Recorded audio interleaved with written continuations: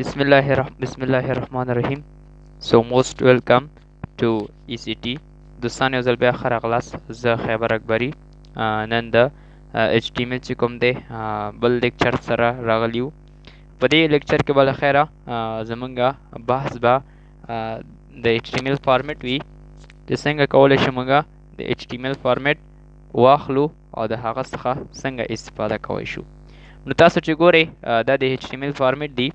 بولډ دی موږ سره، ایټالیک ده، انډرلاین ده، سټرایک تھرو ده، سوپرسکرپټ ده، سبسکرپټ، مارک ده، هارزنټل لاین، بریک لاین، ټیکسټ لاین، سمال ټیکسټ، لارج ټیکسټ.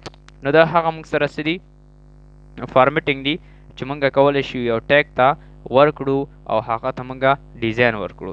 نو د خپل ټیکسټ ډیزاین کولو لپاره دا فارمیټ څه کیږي استفاده کیږي. راځو یو سیډو یو ګورو بیا بل خیره مخکې ځو. صحیح ده. نو زه به راشم داسې به وکړو چې زه به خپل کوډ ایډیټر ته به راشم. نو تاسو وګورئ چې زه به خپل کوډ ایډیټر ته راشم.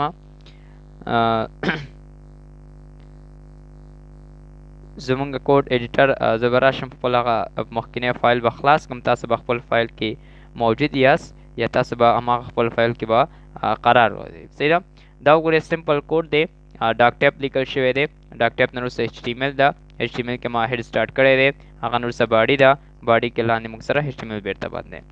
نو د دې پریکټس لپاره لکه فرض مثال زه پاراګراف لیکم او چې کله پاراګراف ولیکم پاراګراف بیرته بندوم. لیکم چې لومړنی موږ سره بولډ دی نو لیکم چې this is bold ټیګ. صحیح ده. نو لیکم چې ټیګ لیکم بس خلاص. نو تاسو ګورئ چې موږ سره چې کله خپل صفحه کنټرول اس کما د دې کاپی پات راوالم دغه ساحې نه او بیا خپل ګوګل کروم ته ځم او ګوګل کروم نه وروسته دن بیا څه کوم دلته بیا پیسټ کوم. نو چې کله ما پیسټ کړله انټر کوم نو تاسو وګورئ زموږ هغه لیکل چې کوم دی راغی. اوس زه غواړم چې دا بولډ چې لږ دا مطلب دا دی لږ بولډ شي لږ غټ شي د دې کلر لږ بولډ شي. نو دې لپاره به ته څه کوې ته به راشې څه به وکړې دغه ساحه کې به ودرېږي او به لیکې چې بي او بي بیرته به بند کړي. بي سټارټ ټیګ هم شته کلوز ټیګ هم شته. نو ګورئ زموږ سره زما کرسر د دې بولډ په منځ کې ودرېدی. زما غوښتنه څه ده زما غوښتنه دا ده چې دا بولډ په دې دننه کې ولیکل شي. تاسو به دې ځینې په دا بولډ به پاکوئ او د دې بي په منځ کې به څه کوئ ولیکئ چې ولیکئ چې څه بولډ. نو چې کله بولډ ولیکئ خپل صفحه کنټرول اس کې او بیا خپل ګوګل کروم ته راشئ صفحه ریفریش کړئ نو ګورئ موږ سره څه شو بولډ شو. نو دا د بولډ ټیګ دی. بل چې موږ سره کوم ده هغه موږ سره څه ده زه به راشم وګورم یو به مخکې ځو. هغه موږ سره چې کوم دی ایټالیک ده. فرض مثال ته غواړي چې ایټالیک شي نو فرض مثال لیکم چې this is from ایټالیک یا لیکم چې this is ایټالیک ټیګ نو لیکم چې ټیګ. نو تاسو وګورئ خپل صفحه مې کنټرول اس کې بیا راځم ریفریش کوم نو ګورئ غواړم چې دا ایټالیک څه شي لږ کوږ شانته دی راشي. نو زه به ایټالیک ته ودرېږم او د ایټالیک به دلته به څه وکړم دغه ساحه کې به ودرېږم وبه لیکم چې A او A بیرته بندوم. نو داسې چې دا ګورئ دا ایټالیک دا A چې کوم ده دې ته ایټالیک ویلی شو. د دې به دننه ولیکئ او ستاسو ټیکسټ چې کوم ده ایټالیک به راځي. لیکم چې ایټالیک. نو ګورئ چې کله ایټالیک ولیکم صفحه خپل کنټرول اس کړم او دلته خپل صفحه ریفریش کړم نو ګورئ زموږ هغه ایټالیک چې کوم دی مطلب دا دی کوږ شانته راغی. نو تاسو به دننه به دغه کار به تاسو لیکئ او تاسو به کوئ. هغه نه وروسته موږ سره څه ده هغه نه وروسته موږ سره چې کوم دی انډرلاین ده. چې کله تاسو انډرلاین ورکول غواړئ تاسو به څه وکړئ وبه لیکئ چې یو او یو بیرته به بند کړئ وبښئ. تاسو به لومړی پاراګراف واخلئ لیکم چې پاراګراف لیکم چې this is انډرلاین لیکم چې انډرلاین ټیګ. نو دا مې ورته ولیکو. خپل صفحه کنټرول اس کوم بیا ریفریش کوم نو موږ سره انډرلاین هغه زه غواړم چې د دې خط لاندې د دې له خط نه لاندې فرض مثال یو بل خط موږ سره راشي یعنې د دې ټیکس لاندې یو خط راشي. نو زه به ودرېږم د انډرلاین لپاره ودرېږم وبه لیکم چې یو او یو بیرته بندوم. نو چې کله تاسو یو ولیکئ تاسو چې کله سټارټ کوئ یو او یو بیرته بند کړئ خپله بندېږي. نو زه غواړم چې دا انډرلاین دلته دې راشي. تاسو به دا پاک کړئ دې ځای کې او بیرته دلته ولیکئ چې انډرلاین. چې کله تاسو انډرلاین ولیکئ خپل صفحه کنټرول اس کې او تاسو وګورئ موږ سره انډرلاین یعنې د هغه لاندې خط راغی. صحیح ده. دغسې تاسو کولی شئ بل هم تاسو راوالئ. فرض مثال بل موږ سره څه ده بل موږ سره سوپر سټرایک تھرو ده. د دې ته پاسه تاسو یو خط راوړل غواړئ تاسو به پی سټارټ کوئ او پی به بیرته بندوئ. تاسو به ولیکئ چې this is او به لیکئ چې څه سټرایک تھرو به ولیکئ او به لیکئ چې ټیګ. نو تاسو وګورئ چې موږ سره څه شو، موږ سره سټرایک تھرو راغی. صحیح ده. نو غواړم چې د دې په پاس باندې یو خط تللی وي، لکه فرض مثال چې کرښه تللی چې یعنې مطلب دا خراب دی. تاسو به څه وکړئ، دلته به ودرېږئ، دغه ساحه کې ولیکئ چې څه، ولیکئ چې اس او اس به بېرته باندې. صحیح ده. نو تاسو به دا دلته دې ځای نه کاپي کنټرول ایکس کې، یعنې کنټرول ایکس باندې څه کېږي، کټ کېږي، او دلته دې ته کنټرول بي کې خپل صفحه ریفرش کړئ او بیا راشئ. تاسو وګورئ چې موږ سره دې باندې خط راغی. صحیح ده. بل چې کوم آپشن دی موږ سره، هغه موږ سره سوپر سکرپټ دی، سب سکرپټ دی. نو دا هم ګورو چې کله زه راشم ولیکم چې پاراګراف، او زه غواړم څه وکړم، لیکم چې دس ایز، لیکم چې سوپر سکرپټ. نو چې کله سکرپټ ولیکم، تاسو ګورئ خپل صفحه خپل کنټرول اس کوم او دا غواړم ریفرش کوم. نو دا زه غواړم چې دا سوپر سکرپټ چې څه شي، لږ پاس راشي.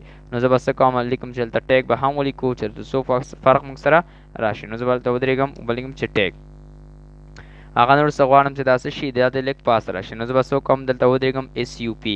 نو چې کله تاسو سټارټ کوئ اس یو پي، نو مطلب دا د سوپر سکرپټ. صحیح ده. او دې کې دننه زه غواړم څه وکړم، دا سوپر سکرپټ پیسټ کړم. نو دې ځای نه به تاسو کنټرول ایکس کوئ، هغه نه به تاسو وکړئ دې خانه کې ودرېږئ، کنټرول وي کې. نو چې کله خپل صفحه کنټرول ایس کړم، هلته راشم ریفرش کوم، نو تاسو وګورئ موږ سره هغه څه شو، هغه عنوان پاس لاړه. صحیح ده.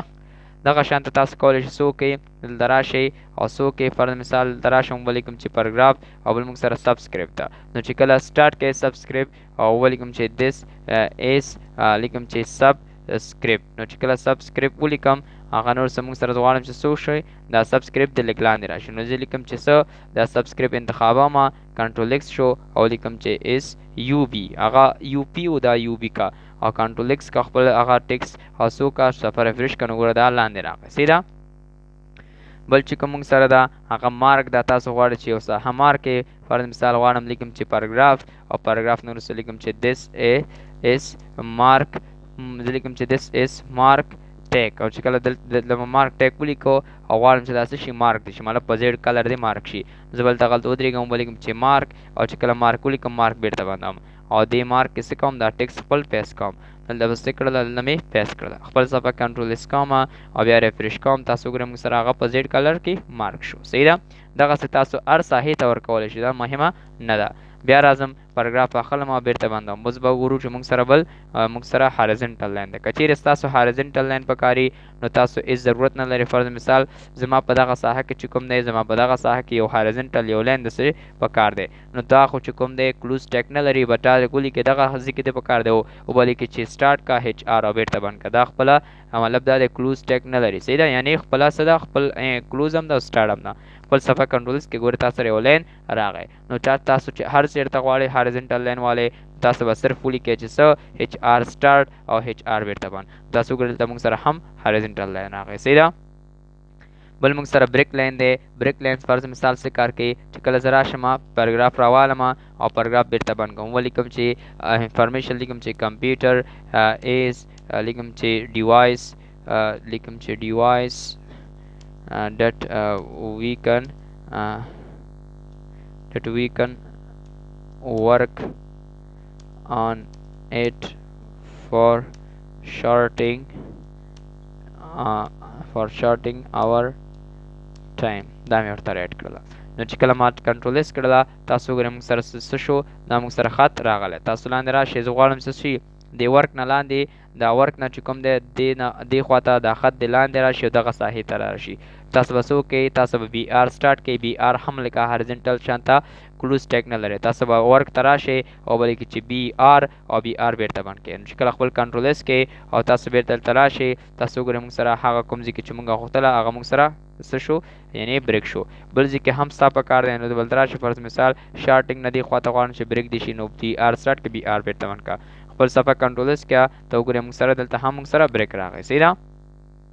سمال ټیک دی. سمال ټیک تاسو کولی شئ سمال ټیک والے، فرض مثال غواړم چې سمال ټیک دی راشي، نو زه لیکم چې پاراګراف، او پاراګراف نه وروسته غواړم لیکم چې دس ایز سمال، او سمال نه وروسته لیکم چې ټیک. چې کله خپل صفحه کنټرول ایس کړم او کنټرول ایس نه وروسته خپل صفحه ریفرش کړم، تاسو موږ سره سمال غواړم چې دا وړوکی دی راشي، نو زه به څه کوم، دلته به ودرېږم او به لیکم څه ولیکم سمال، او سمال بېرته بندوم. تاسو موږ سره راغی او غواړم چې ولیکم چې سمال.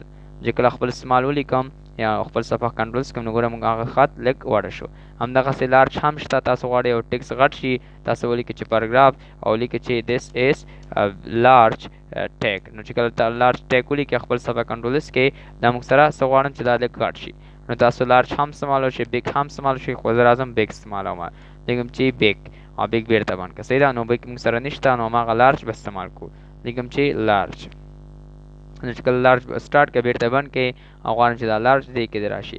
نو زه به راشم دننه دې کې ولیکم چې څه لارج. نو چې کله لارج ولیکم خپل صفحه کنټرولز کړم او ریفریش کړم نو دا موږ سره څه شو، دا موږ سره غټ شو د دې نسبت د دې نورو نه. نو دا موږ سره مکمل د هغه ټیک یعنی هغه موږ سره HTML فارمیټینګ. امید لرم چې تاسو مکمل کانسپټ هم اخیستی وي. نو تاسو زموږ چینل ځان سره سبسکرایب کړئ، د بیل آیکن کې کاږئ چې تر څو دا ویډیوګانې تاسو ته زر تر زر ورسیږي. ما په دعاګانو کې وساتئ. تر بیا مو پخته سپارم.